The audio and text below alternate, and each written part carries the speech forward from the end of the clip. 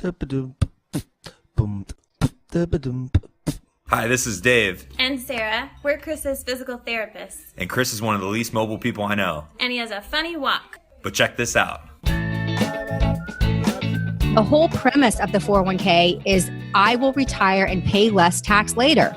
I'm deferring tax now to pay less tax later, and that's why it makes sense. That was the case in the 80s. But now in 2018, two reasons that is not going to be the case. The first reason is that since the December of 2017 tax reforms, we now have the lowest taxes since Reagan and since 1933. So we are now deferring taxation on our current income when it's at the lowest rate it's been since the 1930s. So that just inherently on its face makes no sense. Why would I not pay the tax now when it's at the lowest it's been since 1933? Alrighty, everyone, this is the Money Peach Podcast. I'm your host, Chris Peach, and I'm going to be bringing on some of the most amazing people I can find so they can tell you how they do their life and their money the right way. I know many of us out there have a 401k plan at work or some kind of retirement plan at work, and we're doing a good job of putting in money. Maybe we're even maxing it out, but we're doing this with the idea that we want to have money in retirement. But is putting money in your 401k the best plan for your money? Before doing this interview, I would have said yes. But after bringing on Rebecca Walser, today's guest on the show, she comes in and she tells us to do just the opposite. Stop putting money in your 401k. And now at first it sounds crazy, so I asked her a ton of questions and she actually backs it up with a ton of valid information that has me now wondering, is the 401k a good place for our money? So without further ado, let me bring on best-selling author Rebecca Walser to tell us why the 401k is not a good plan for our retirement. Alrighty, Rebecca, thank you so much for coming on the show. Rebecca, you are the best-selling author of the book Wealth Unbroken. You're a tax attorney. You're a wealth strategist and a certified financial planner. So basically, you are a pro when it comes to money, which is why we're having you come on the show, because there are a lot of things that I want to ask you, and you are going to be the expert for me to find the answers to a lot of these questions that even I have still today. So thank you so much for coming on the show. That's awesome. Thank you. I'm glad to be here. Before we start jumping into what we're going to talk about, and by the way, today we're going to be talking about why maybe your 401k isn't the key to your retirement like you thought. We're going to be breaking down that. We're going to be talking about conventional retirement plans, conventional personal finance information that is outdated and how it's going to hurt you. And then I have some questions for Rebecca on Social Security and is it going to last? So some of these things that we're going to be talking about. Before we jump in, Rebecca, I just got to know a little bit more about you. So where are you calling in from and how did you start down this path to personal finance? I really have known exactly what I've wanted to do since I was 4 years old. And I mean that literally. I know it sounds sort of like hyperbole, but I really had a personal experience at 4 years old. And it was really one of my first memories where I woke up and I went into the bathroom and I turned on the light and it didn't come on. And I was 4 years old, so I remember turning it off and on and off and on. It wouldn't come on. So I went and I found my mom. And I remember, saying, "Mommy, the light is broken." And she just looked at me and just took my hand. She didn't say anything. And then she starts walking me through the house to find my dad. And I thought, gosh, I must be in trouble. I must have broken the light because she's not saying anything to me. And, they both sat me down and they started to explain for the first time that there's something in life called money. And you have to have money to pay something else in life called bills. And if you don't have enough money to pay bills, that your lights could be cut off. And that's what was happening. I was 4 years old, and I think that just really seared something onto my soul about finances. And of course, I didn't know until I was much older what finances even were. But I really had this burning desire at a very young age I think it was this loss of security feeling of, wow, the lights aren't going to be on because we don't have enough of this thing called money. And I just became completely determined at a very young age to understand everything there is to understand about money, how it works, how you make it, how you maximize it, how you minimize tax. And that's been my trajectory of my life from 4 years old. I'm trying to think back to the earliest memory I have, and I think it's 6 years old. And it's crazy to see at 4 years old, there was something that impacted you that much, even at 4 years old, that it kind of started the trajectory of your life. But what you just said, you made a perfect point, is it was your mission to find out all you could about money.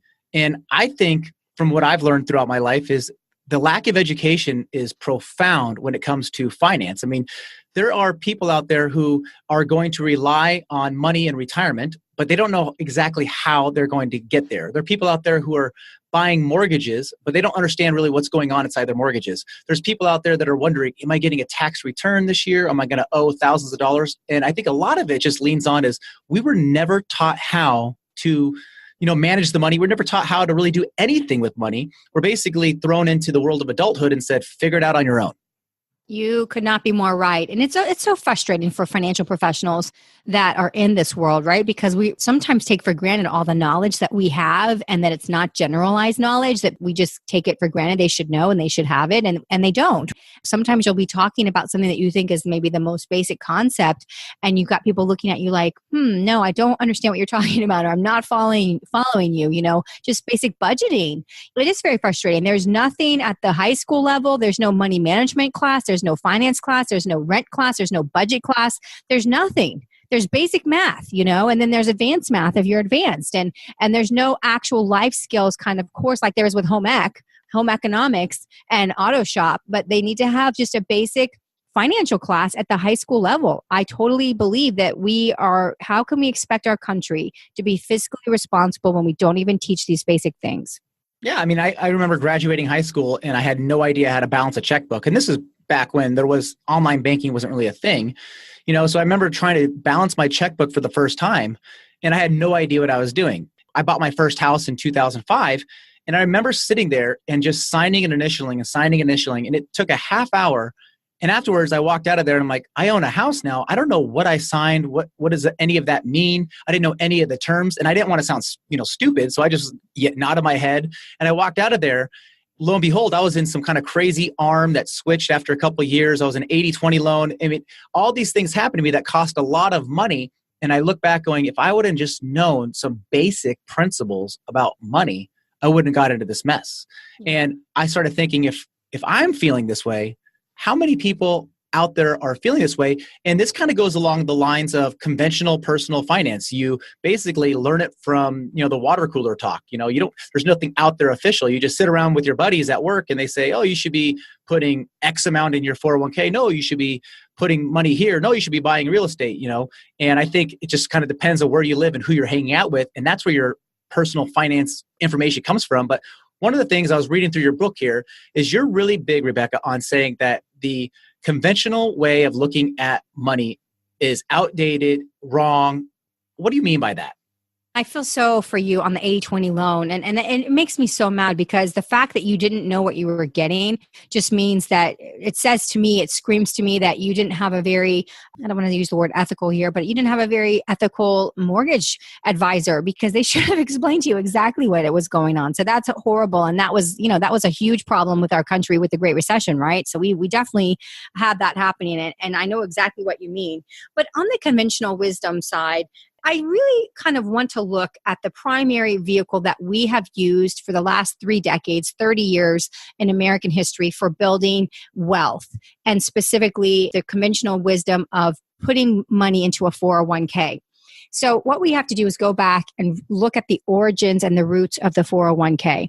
The 401k was basically written into the Revenue Act of 1978. So I don't want to get into the weeds, but what I will tell you is it really started being used in 1981. It came into prominence. A lot of companies started going away from the defined benefit pension plan and moving to the defined contribution 401k. And at the time, in 1981, the 401k actually really made a lot of sense because in the 1980s, we had really high taxes. I don't know if you can think back to the 80s, Chris, if you were even, basically an adult, then you were obviously younger. And so was I. I was definitely just a kid. But in the 1980s, we had high inflationary period. Mortgage rates were outrageous. We're talking about in the teens. We had just come off the gold standard under Richard Nixon. And so things were really going crazy. Tax rates were really high. All these things were going on. And so in 1981, people started thinking about the 401k and said, hey, don't pay taxes now while you're making all this money and you're earning all this money. Wait till you retire. And because you'll be making less money, you'll be paying less in taxes. That really resonated with people. And they said, Okay, yeah, that makes sense. And so the 401k really, in a very short period of time, came to be our primary retirement vehicle. In January of 1981, when Ronald Reagan was inaugurated, we only had federal debt of $980 billion. So we didn't even have $1 trillion of debt when Ronald Reagan was actually sworn into office. And that means something, because when you're starting to look at a retirement vehicle through the lens of tax policy, you can see, hey, yeah, this makes sense. We don't have a debt problem in this country. And of course we wouldn't, right, Chris? Because we had just come off the gold standard under Nixon a few years earlier. So we wouldn't have had a debt problem already in 1981. So that's the first issue. We didn't have a debt problem. Tax rates were high, and it made a lot of sense. The other issue that people didn't really think about is the boomers. At the time in 1981, the baby boomers were anywhere from 16 to 34 years of age. And so nobody was thinking, gosh, all these people are going to retire like en masse at the same time some 30 years from now. Basically, the 401k became our retirement vehicle by accident. And a lot of people don't know that. But real quick diversion here, the 401k was really written into the revenue code to be a tax dodge for highly competent executives. And by a series of accidents, it got rolled out to everybody. And then it got rolled out as our primary retirement vehicle. So when it came out, it made sense. However, if we now analyze it in the lens of 2018, we start to see, wow, this actually makes no sense of any kind whatsoever. So let's go back for a second. I just learned a bunch of things I did not know about. I remember when I've read about when the 401k came out because it was before I even was born. But I remember learning about this a little bit over the last couple of years is when the 401k was rolled out. I did not know it was actually rolled out for highly compensated executives. But what I have learned over time of diving in and looking at different things in the tax code is a lot of the tax code was written in a way to protect highly compensated wealthy individuals to shelter some of their taxes. Is that kind of what you're saying with the 401k as well? That is what it was, just at a really high level without getting into the weeds. It was basically a way that a corporation could bonus highly compensated executives without them having to pay current taxation. So it was a current bonus that they basically could defer and not pay taxes on. And of course, they weren't accessing it, but it was a way for them to still get an additional bonus without having to pay current taxation. So it was another corporate benefit that they were trying to use to attract highly compensated executives. That's exactly what it was. And is this right around the same time where this is kind of the shift I'm reading about, that there was a shift where companies kind of wanted to go away from the pension system, because you go back to the late 70s, a majority of the big companies out there were paying out pensions to their retirees, kind of going away from that defined contribution plan into a 401k plan. Is that kind of right around the same time that was shifting to, and maybe that's why the 401k accidentally became the plan for retirement? Yeah. So what actually happened was the 401k and the ability of the 401k actually caused companies to go away from the pension. Because once the 401k accidentally, through a series of events, became rolled out to everybody universally and not just highly compensated executives, CFOs, which are chief financial officers of the major corporations, started to do the analysis and said, holy cow. Do you know how much money we can save, how much millions of dollars a year we can save if we move away from defined benefit where we have to contribute X amount to these pension funds so that they will be able to pay our retirees for the rest of their lives, versus us doing a 401k, which is really up to the worker to contribute to, and we just give them some small percentage as a match. It was such a massive savings that it is what actually caused corporations to move away from the defined benefit pension system. Okay, that makes sense. So going from 1978, then 1981, when it started actually being used by more and more people, fast forwarding to 2018, as you were talking, I was thinking, so in the early 80s, we had very high interest rates, in the teens, you said the tax rules were different. Fast forward to 2018, we're in a totally different world, but we still use the same 401k system. It's basically exactly the same as it was in 1981, just adjusted for inflation. Why is it now a big problem? I'm so glad you asked that question. And this, by the way, Chris, is half my book. So I build the case as a lawyer as to why the 401k is a total nightmare, but I will give it to you in sort of a breakdown. So the first thing is that Ronald Reagan in 1986, when he got into office, a couple years in, he cut tax rates immensely. He gave us the lowest tax rates that we had had in 1986, which went into effect in 1987, since 1933. So he gave us the lowest tax rates at that time in 50 years.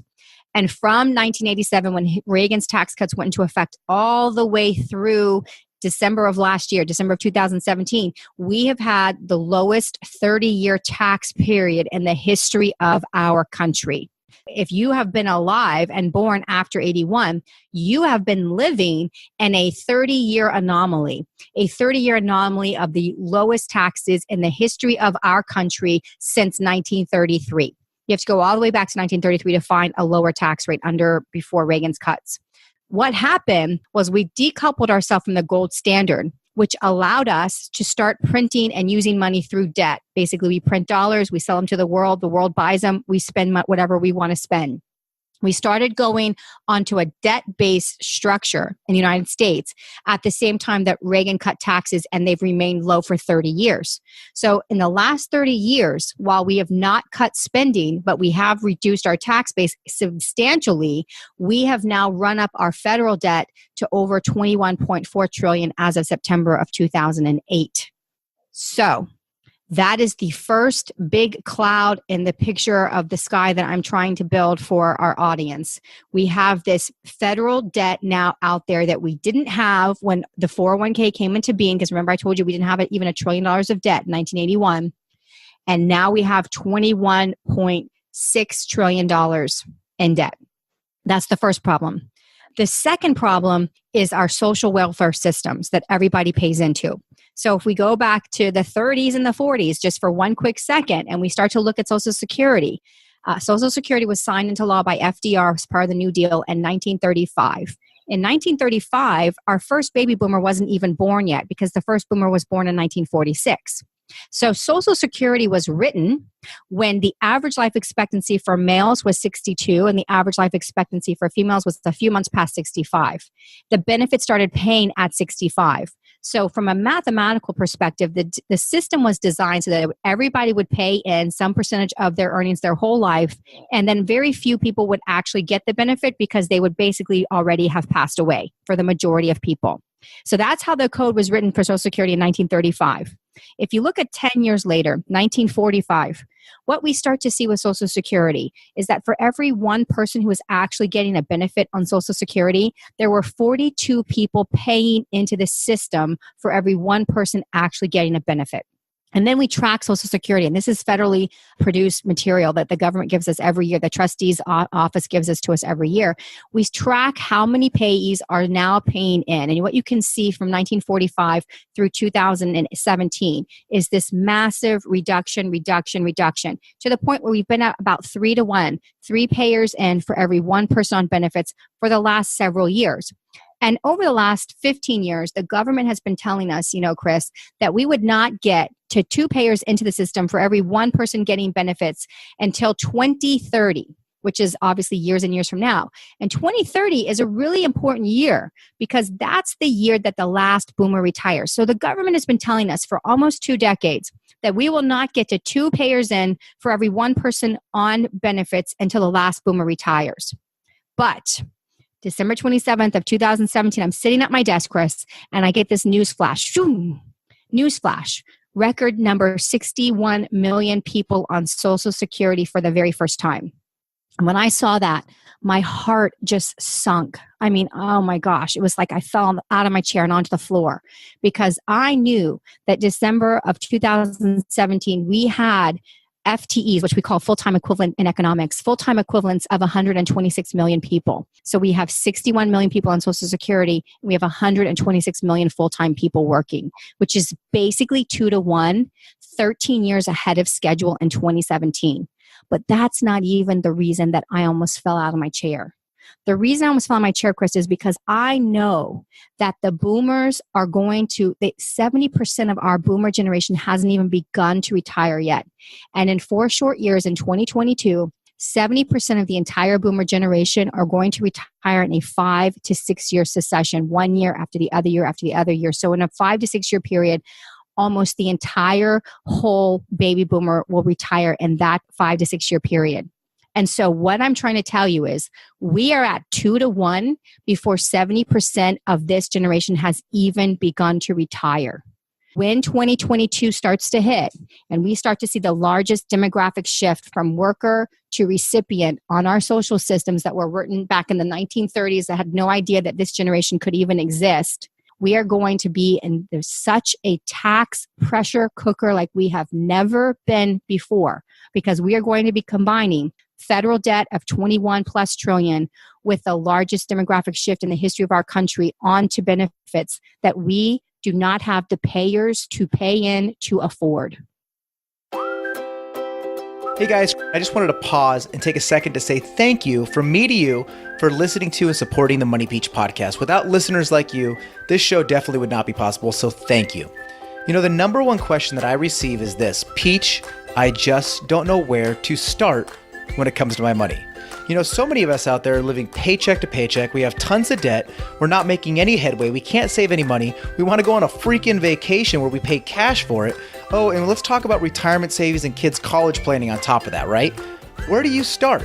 Well, that's why we created the cash flow formula. The cash flow formula is the same system that Andrea and I used to pay off $52,000 in debt in only 7 months.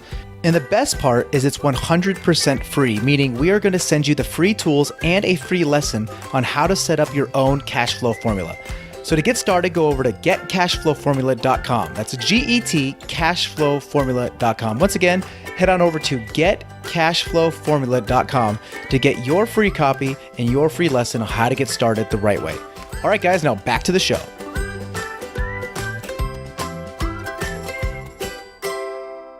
I got to go back here and just recap this so I'm making sure I fully understand it. So back in the 30s, Social Security was created. The idea was it would be 2-to-1 by 2030. So, 100 years we would be at 2-to-1. But I guess with advances in people living longer, that kind of threw off their numbers. So now we have people, instead of being 2-to-1 by 2030, we're hitting 2-to-1, meaning 2 people paying in for every 1 benefit at 2017, and we're going to be completely upside down in that within the next 5 years. Exactly right.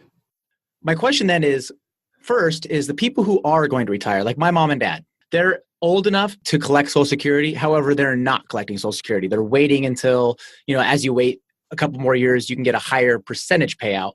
I guess my question is, should they be waiting or should they be taking it now, since in 5 years, you're saying that there's going to have to be some kind of shift because the money's just not there? That's exactly right. It's hard to give specific advice, Chris, without looking at their exact situation. But what I will tell you is if your parents have any other means besides Social Security and Medicare right now are already means tested. And I can explain how that is. But they're already means tested. They're very lightly means tested. As more and more boomers retire and go onto the system, and as we cannot afford to pay their benefits, and as we can't print the money to pay their benefits because our debt is already so massive, we are going to have to start doing 2 things. There are 2 inevitable consequences of the history of our fiscal and monetary policy for the last 30 years since Reagan. And those consequences are 1, benefits are going to have to be cut, and 2, taxes are going to have to go up. And everything is going to be cut a lot, and taxes are going to go up aggressively. So I would tell your parents, if they are at what we call FRA, full retirement age, and they're just letting their money percolate at 8% per year, first of all, in order to really make that work out for you, you have to live well into your 80s, like 84, to get to a break-even point. That's first of all. Second of all, if they have other means, Social Security will be heavily means tested, as it must be. And if they have other assets that are producing income, I would tell them that the wait is not worth it for the risk that will be coming.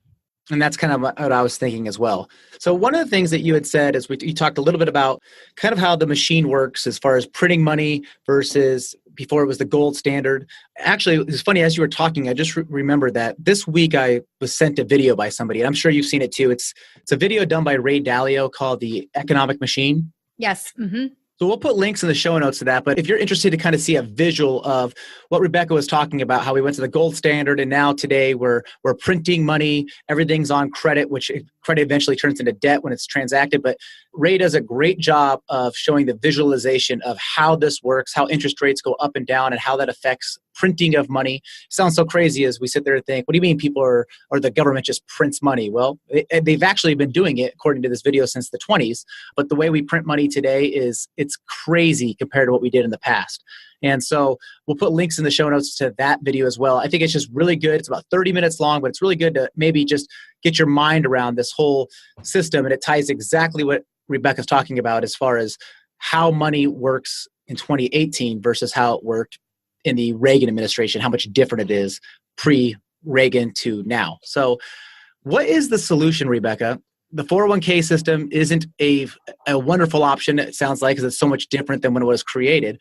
Social Security, I mean, that's scary enough to think we're going to be upside down as far as people paying into it versus the people benefiting from it. I mean, what are some of the solutions that people have out there? Because this seems like doom and gloom. I know it does. And it's so sad because I'm just talking about basic reality, and I'm talking about basic reality that people aren't hearing, because what you're hearing from conventional advisors and even massive, major financial institutions, they run ads telling people maximize your 401k. The reason the 401k doesn't make sense, Chris, is the whole premise of the 401k is I will retire and pay less tax later.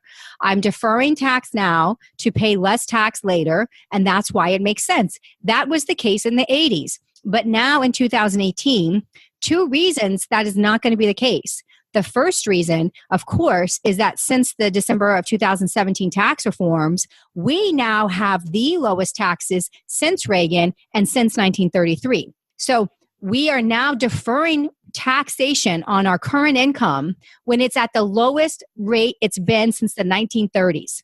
So that just inherently on its face makes no sense. Why would I not pay the tax now when it's at the lowest it's been since 1933? Okay, so you're suggesting maybe a Roth IRA versus a 401k. Yes, absolutely. The second reason that it doesn't make sense is because if you forecast out the financials of America, which were fine in 1981, we had great taxation, we had great revenue coming in, and we had no debt. If you forecast out the financials now in 2018, with the looming retirement of our baby boomers, which is already a massive financial problem for us, on top of the federal debt that we've now racked up, all you can conclude is that our tax policy, which is now at the lowest it's been since the 30s, must go up, and it must go up aggressively. So what that means, the CBO put out a report in 2008 that basically stated as much. It basically said the 25% rate based on 2008 numbers would have to go to some 68%, and the highest rate would have to go to 88%. So you've had this report out there by the CBO since 2008. Real quick, I got to stop you there. Go back and just say those numbers again. Are these the tax rates you're saying? Yes, these are the tax rates. The CBO did a report based on the 2008 numbers, which, as we know, that doesn't include anywhere near the retirement of the boomers, because we know that that's not really starting en masse until 2022. So as of 2008, based on the then current federal debt and the retirement of the boomers at that time, the people that were already on Social Security and Medicare, they did a report that said if spending stayed the same as it is in 2008, the 25% bracket would have to increase to 63%, and the 39% bracket, which was our highest bracket at the time, would have to go up to 88%. So we've already had the government tell us in a report 10 years ago that taxation is going to have to go up by droves. And yet we still retire with 401ks. We still put money into the 401k. Wow. Just think about that for a second. If you're in the 25% tax bracket, 25 cents for every dollar that you make goes to pay for taxes. This study is saying that 62 cents for every dollar you make, if you were in the 25% tax bracket, now goes to the government. And that's just to, I guess, sounds like break even with where we're at, where we're going to be. So we're not going further into debt every single day. Yeah, that study was done in 2008. So the numbers are very outdated, and certainly they're not reflective of the entire boomer generation, retiring. So it's going to even be uglier. The thing is, the 401k is useful for one thing, and that's free money. If you're working for a company that gives you a match, we believe that you should make the contributions necessary to get the free money, because unless money's taxed at 100%, the free money is free money. We should take it. But beyond the match, the 401k is illusory. It's a losing proposition, and you absolutely should run into something else, anything else, before you tax defer your money in 2018. Okay, so some of the ideas that's coming to my mind is a Roth IRA. I believe this year, 2018, you could put in $5,500 or $6,500 if you're over age 50. Is that correct? That's exactly correct, yes. So Roth IRAs, how they work, for just as a refresher for our listeners, is instead of putting money in a 401k, which is pre-tax dollars go in, it grows tax-free, and that you pull it out paying taxes in the back end. Rebecca's saying here that's a terrible idea because we're at a low. It'd be like, think of it this: you never want to buy high and sell low, and that's what you're doing in a 401k. It sounds like, if you want to use an analogy, there is you're buying into a very low tax rate, but then you're going to pull out your money in later times at a higher tax rate, which is just the opposite of when it was created. A Roth IRA does just the opposite of that. You pay taxes today in a low tax rate environment, and then when it's time to retire, age 59 and a half, I believe, for the Roth IRA, you can withdraw that money with no taxes because it was already paid on the front end. Is that correct? Yeah, and that's the big differentiator there, Chris, is that it's on all the growth as well. All of the growth is then tax-free because you paid the tax up front on the seed, and now all of the harvest is tax-free, as opposed to a 401k or an IRA, where a traditional IRA, where all of the harvest is taxable as ordinary income for the rest of your life. So the next question I have here then, looking at the numbers, I believe this year we could put $18,000 into a 401k or $23,000 for a catch-up period. But the Roth IRA only allows you $5,500 to the $6,500 depending on your age. So people are looking for ways to invest. $5,500 a year doesn't seem like it's. I feel like there's people out there that would say, where else could I be putting my money? Because if I'm maxing out my 401k, that's $18,000. We've only found a place to put $5,500 in retirement. What are some other ideas? Yeah. So the first thing is to do a Roth conversion. So you can still make the traditional contribution. And I suggest this for people that are income phased out, because you can only contribute to a Roth if you make under a certain amount of income as a single person or as a married couple. So if you're income phased out, or if you just don't want to do more, if you want to do more than $5,500, which by the way, everybody needs to do well more than $5,500 if they want to really have a retirement that's meaningful, then what you do is you make the traditional contribution into the 401, but you just do an immediate conversion in the same year into a Roth. And you can do a Roth conversion of money that is in a traditional to a Roth. Still, under the present tax code, you can, even though they're trying to get rid of it. Okay, so if you're married, filing jointly, and you make less than or you make over $199,000 a year, you're completely phased out of a Roth IRA contribution. So you're saying there's a way to convert it. Kind of explain for our listeners how that works so they can get a better idea when you say converting into a Roth. So what you could do if you have a traditional job and you have a traditional 401k, you could make your contribution to your 401k. And then within the same tax year, you would just convert that contribution to a Roth. So your employer is going to have to be able to offer you a Roth 401k option, because it's going to be captive money, usually at the employer, especially if you're under 59 and a half. But you do have the tax ability. Whether or not your employer offers you the ability is the question. But I'm finding in the last 2 years, Chris, that more and more employers are offering Roth 401ks. This is the new wave of what's being offered, which is phenomenal. So could not be happier about that. So as long as you have the ability to have the Roth inside of your corporate plan, then you can do a conversion from the traditional contribution you made and convert that to Roth, which basically just means you elect to pay the tax on that contribution this year. And it allows you to put in whatever you put in your 401k that year. So if you put in 18,000, it allows you to convert all 18,000? Yep, Is that it's right? 18,500. That's right. It's 18,500. So if you were to Google Roth IRA contributions, it'll say $5,500, but you're saying you could actually do $18,500 by putting in your 401k or a traditional IRA first and then converting it at the end of the year. Yeah, I mean, the traditional IRA limit is also the $5,500, the same as the Roth IRA limit. But at the job, you do have that $18,500 ability, unless you are over 50, in which you have the catch-up provision. But yes, you're exactly right. The catch-up is $6,000, so that's $24,500. But you can make the traditional contribution pre-tax and then elect to convert it to Roth in the same tax year by paying the tax on the contribution. That's exactly right. Gotcha. Okay. So Rebecca, I could ask you 45 more questions. We could do this interview for another 3 hours, because I can talk about this all day long. And I know our listeners this is real stuff that's affecting them today, and it's going to affect their future. And it's decisions that they can make today. So this information to me, is just absolutely gold. Not to put any pun on the gold standard we talked about earlier, but this is great. My question now is, we can't record this for another 3 hours. So where can we find, I know you have a book, but where can we find out more about you? So our listeners, if they want to dive in further, which I highly suggest they do. This is your future we're talking about, not my future or Rebecca's, your future, and how you're going to make some decisions now in life to really benefit you later in life. Where can they find out more about you? So we have our website. It's Walser Wealth, and Walser is spelled W-A-L-S as in Sam, E-R, walserwealth.com. Of course, the best place to start is the book, because what I've just explained to you in like the shortest amount of time possible is really all laid out and mapped out with all the history and the stories and the facts in the book, Wealth Unbroken, which is on Amazon, and they can easily get a copy of that, either, Kindle version, ebook, or the traditional version as well. Okay, so we're going to put links to everything she just mentioned. It'll be moneypeach.com/session 114, moneypeach.com/session 114. We're going to put links in there. We'll have links to the book. We're going to have links to that Ray Dalio video I talked about. We're going to have links to Rebecca's website. You also put together a page for our listeners. We're going to have that. That is walserwealth.com/moneypeach, which you can get in contact with Rebecca if you have any questions in there.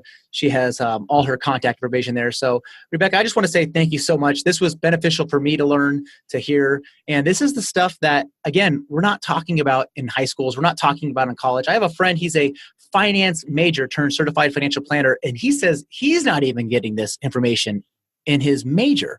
So it's crazy that, we're sending people out into the world. It's almost like a chicken with its head cut off. Just figure it out. Walk into a wall a few times and figure it out. So I appreciate you coming on the show, sharing your wisdom, but also diving in a little bit deeper and navigating through the world of 401ks and how to get around it and how to retire with some dignity.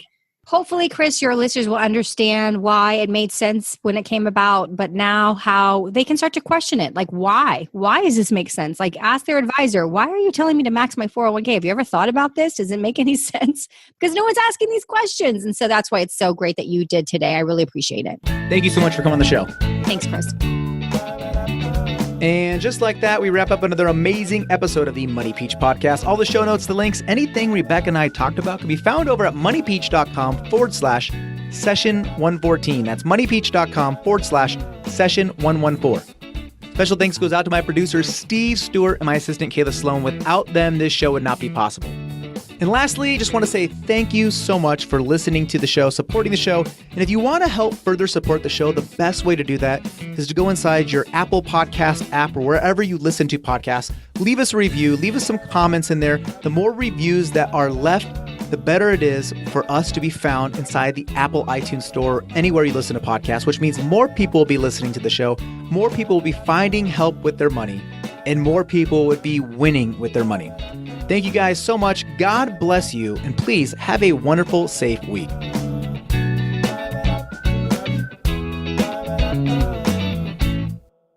Boom,